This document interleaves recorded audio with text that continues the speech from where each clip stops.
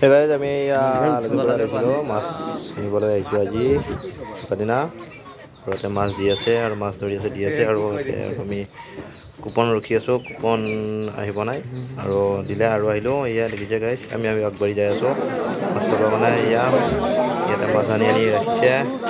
আৰু টিকেট মতে মাছ দিছে কাৰ কেই নম্বৰত আছে টিকেট চাই পেলাই মাছ দি আছে আৰু টিকেটবোৰ জমা দিলোঁ আমাৰ নাম অহা নাই আৰু এনেকৈ ৰৈ পেলাই আছোঁ চাই আছোঁ আৰু দেখিছেনে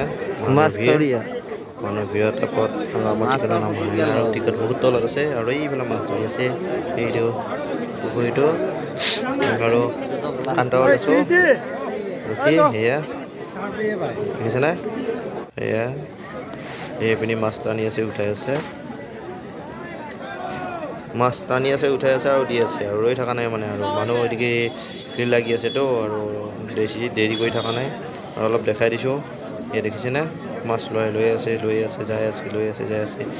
আমি ৰাতিপুৱা একদম 6টাত আহিছোঁ আমি আৰু মাছ চাছ লৈ একবাৰ দেখাই দিলোঁ মাছ উঠোৱা আৰু আমিও ঘৰলৈ একবাৰ ওলালোঁ আহি আকৌ বজাৰত গ'লোঁ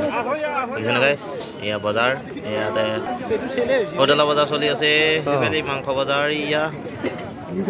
বিহুৰ মাছ খাম আৰু এতিয়া লৈ আহিলোঁ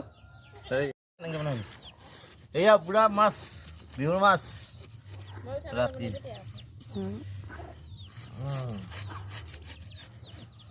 হ'ব দে